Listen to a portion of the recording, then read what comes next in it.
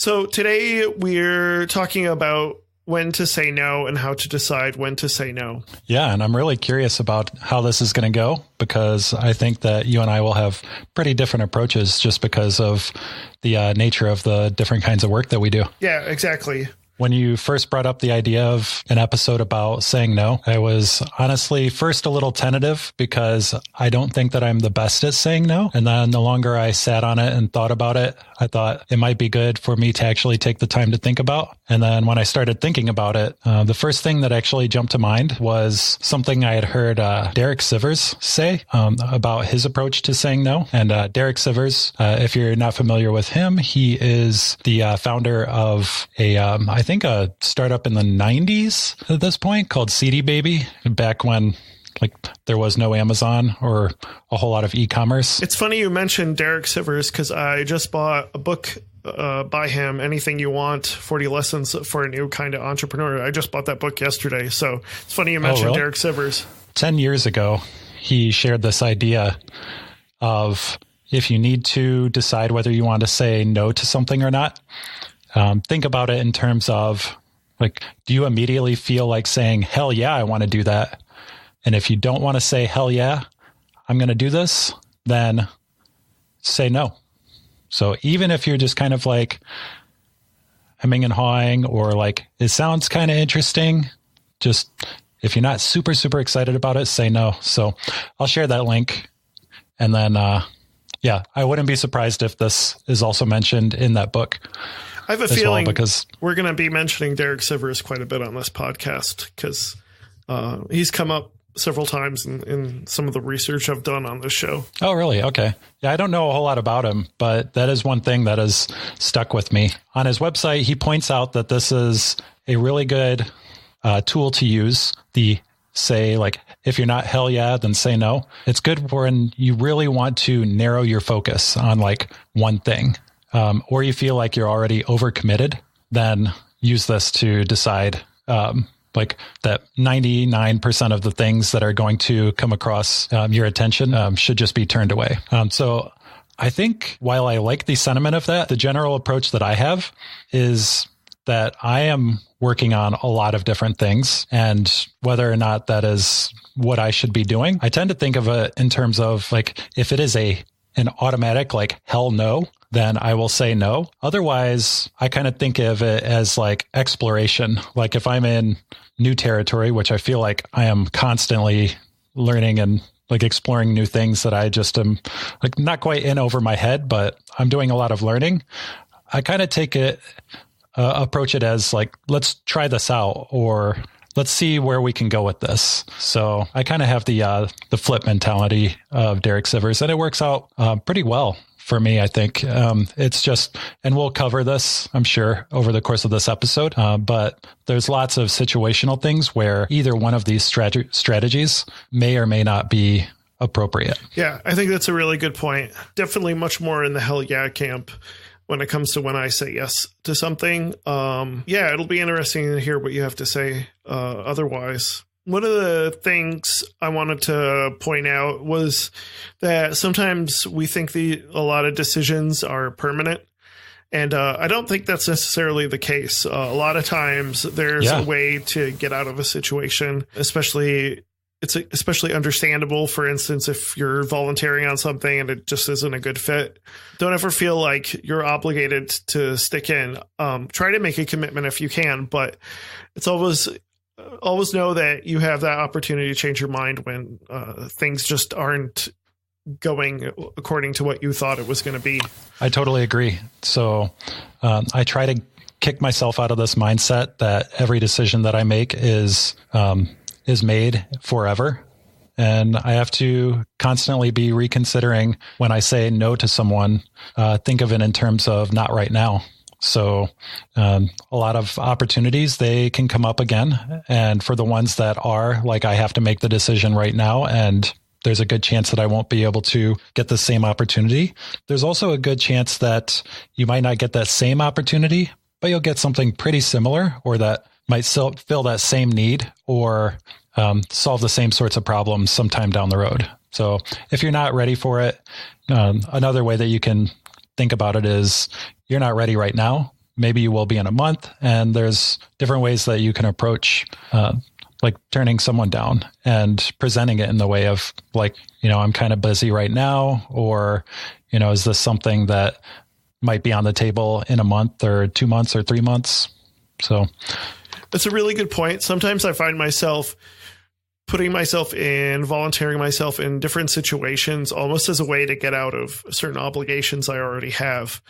And I think it's important to keep in mind that folks should finish what they're currently working on most of the time before bringing on new responsibilities. I think like identifying what commitments are important. We just said, of course, you can change your mind on things, but don't try to add more than what you already have. And consider what you currently have as a priority of something you want to finish. Totally. Does that make sense? Yeah. And I guess I would add that when you make commitments, that you're also constantly reassessing whether your commitments are going according to a plan, whether you need to like change your course of action. And also sometimes the definition of what it means to be done with a commitment can change as well. So changing your mind, thinking that decisions aren't permanent, goes both ways. You might say no and have another opportunity down the road. At the same time, you can also say yes, and things might change. I mean, definitely we've covered when there are emergencies, like health emergencies, you might not have any choice. It might just be automatic that you have something that is way more important coming up in your life. And so you have to end commitments right then and there. And that's okay. And if you are dealing with somebody who doesn't understand that, it's probably good to remove yourself from that commitment anyways, because you're dealing with somebody who's not very understanding. Yeah. Communication in all of these situations is very important. When you decide to say no, or ask if you can postpone, or you change your mind, or you say yes, it's always important to be very clear about what your decision is and what your expectations are by making a decision. And I think one of the problems is people keep adding more responsibilities that they already have. They lack the ability to make boundaries. And it reminds me of a quote. I know I've talked about how I'm a big fan of Parks and Recreation, but there's a great quote from Ron Swanson, or one of the characters, Leslie. She commits herself to too many obligations. And he oftentimes gives decent sage advice, even though he's kind of a quirky character. But he said, never half-ass two things, always whole-ass one thing. And I think that's really true in a lot of ways, is that people find themselves and they put themselves into too many situations and they forget they should just dedicate all their time to one thing rather than trying to spread themselves thin and not making a really good effort at all the little things that they've committed to now. Yeah, I agree. And I don't follow Parks and Rec, even though I've heard it's a really good show. So I'm not exactly sure if this is the same sentiment, but when I hear that quote, it makes me think that the way to approach whole-assing one thing is that given the time that you want to spend on something, make sure that you're wholly focused on that one thing. So even if you have two priorities, like you have two contracts, for example, ongoing, don't try and juggle them both at the same time.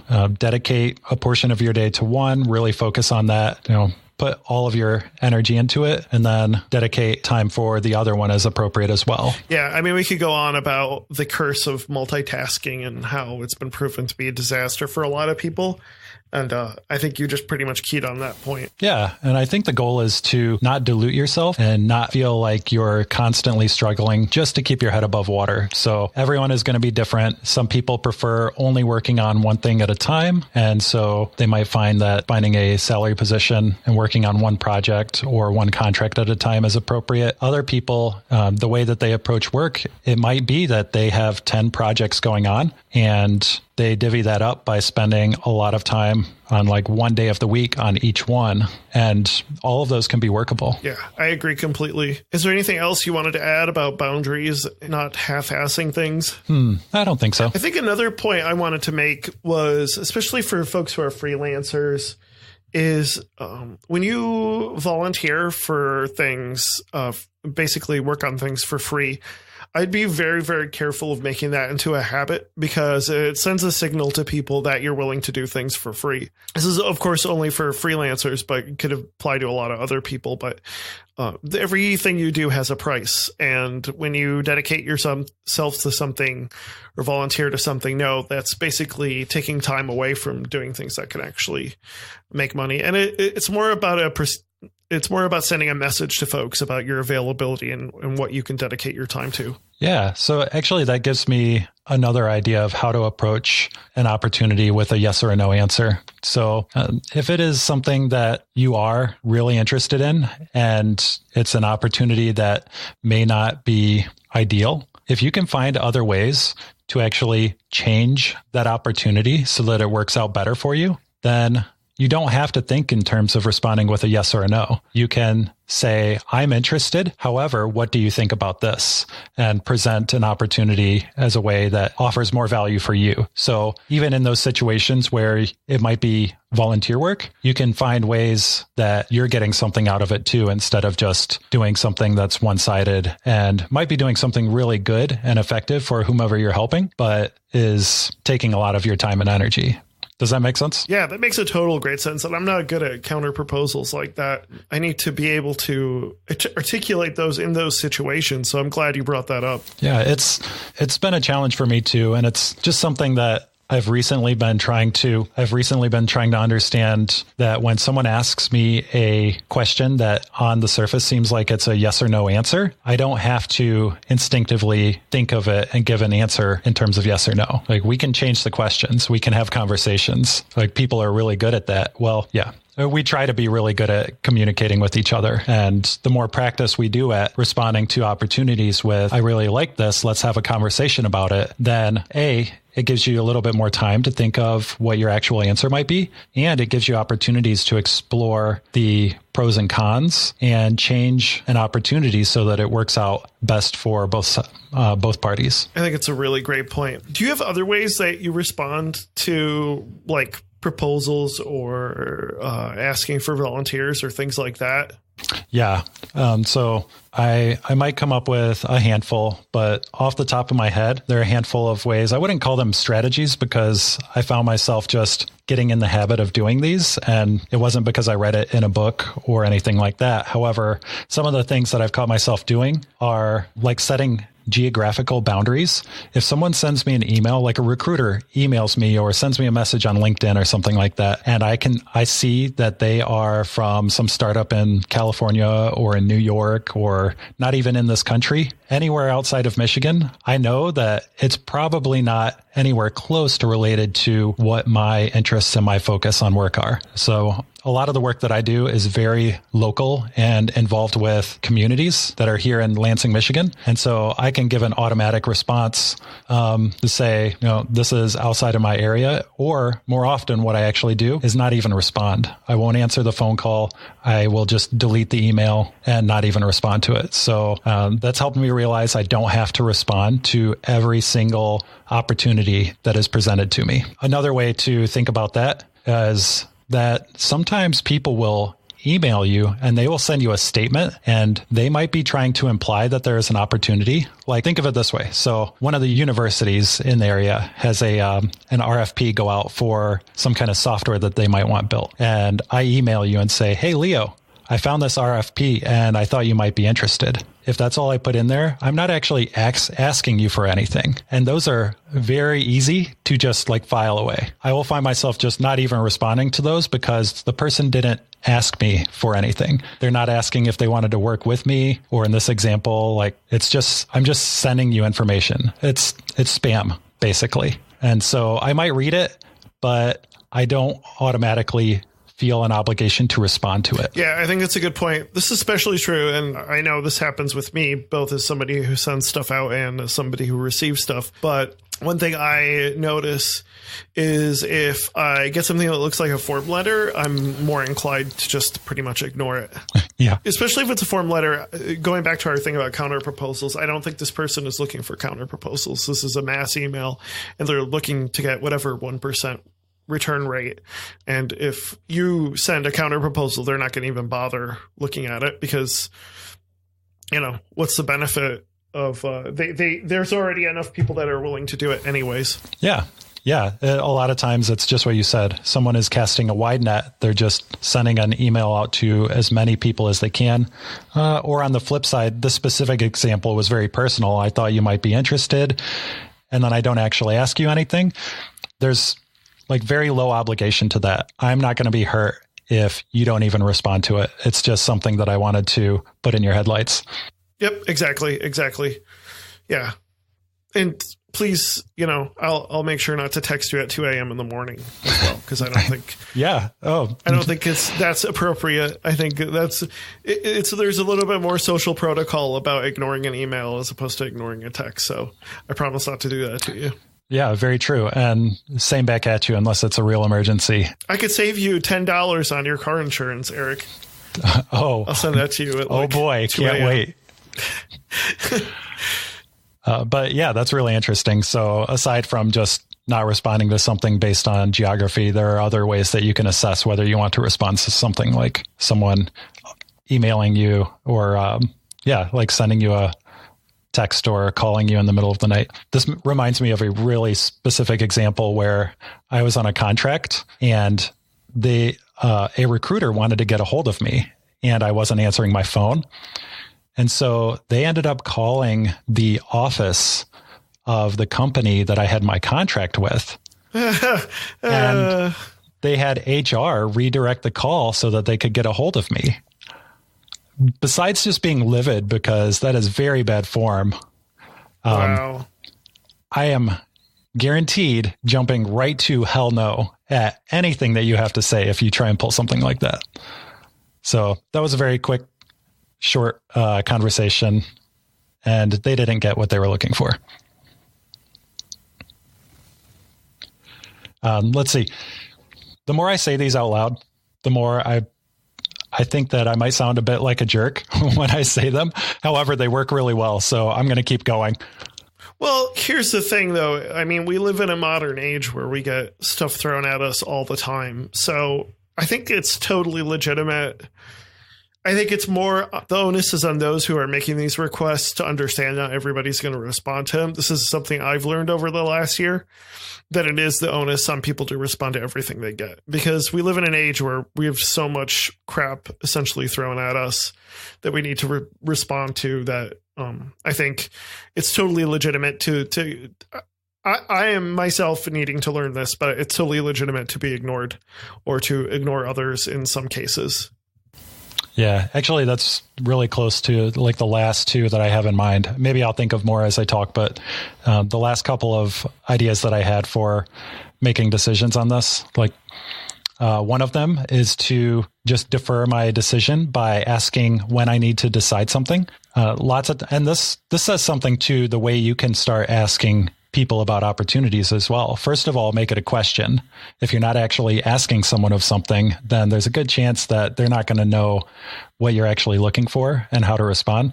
However, another thing that you can do or not do is put a deadline on the answer.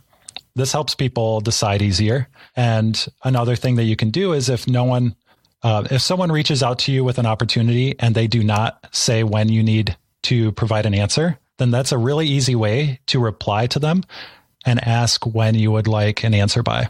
And that gives you a little bit of time to think about your answer instead of just automatically making your decision. And then it will also open up potentially a lot wider window than you think you might have. So if they say the deadline isn't for another month and you get an email and the way it's presented makes you think that you have to answer within a day or two because it's a hot opportunity, then suddenly you bought yourself a lot more time to actually think about this and then finish up some of your other commitments if it is something that you might be interested in, but right now just isn't an appropriate time. That's a really good point. I think when I make requests, I always have some sort of like default if you don't make a request and then a due date, because that way you can say, well, look, you didn't respond, so I assumed X and I put that in the email, because it gives them a little bit more leeway and it backs you up if they don't respond. They're like, hey, you never gave me the opportunity. And I said, well, sorry, I told you I need to know by a week. Like, it is what it is. So yeah. I think it's a really good point. Yeah. And I had one more, and I'm trying to hang on to it before I forget. And then this is probably the worst one of all, in terms of like making myself feel bad or feel like a jerk. But sometimes I just snooze. Like if I get an email and I don't want to decide, I just snooze that email and say like, remind me about this in a couple days or next week or sometime in the future, which I think with Google Inbox means like, don't bother me with this anymore. However, it gives me this like idea in my head that maybe I will come back to this someday, even though really I never will. And it is because I started using Google Inbox, which is going to be going away soon. But they've incorporated this feature into Gmail as well. So you can respond to an email by just sending it into the future. So you can not answer right away, say, I don't know. Send me this email again in 2 days or 5 days or next week. And so that gives me a little bit of time to put some extra thought into it or just not worry about it.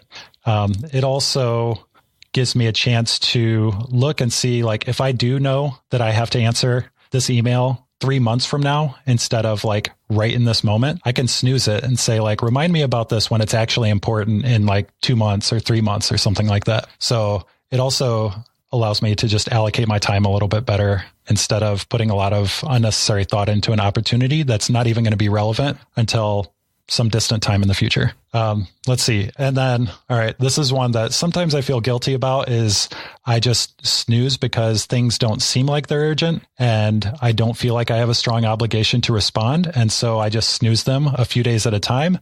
And then at some point, maybe months from now, I will see that I have snoozed this thing dozens of times. I think I have just answered for them.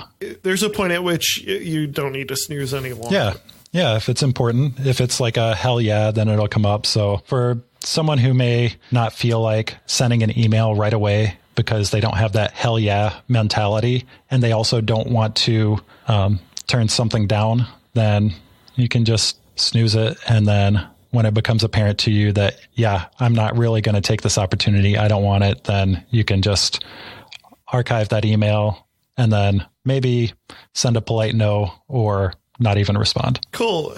Yeah, I think when it comes to saying no, things you want to just keep in mind is don't try to take on when you already have plenty of things that keep you busy.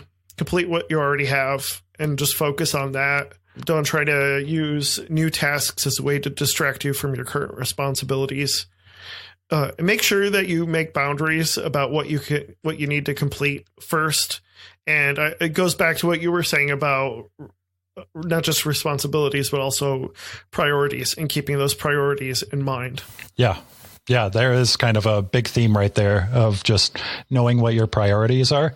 If you are not constantly, but daily or weekly reassessing what your work priorities are, that will help you better prepare for turning things down or saying yes to something. Yeah. And I think it's important to know if you're somebody like a freelancer or does contract work or things like that, when you're volunteering, you're sending a signal to others that you're open to working for free. Just keep that in mind. You better believe in something. You better be almost, like Derek Sivers says, almost like a hell yeah, if you're going to do it. And then the other thing I wanted to just point out, we talk about Derek Sivers, but also Ron Swanson. Never half-ass two things, always whole-ass one thing.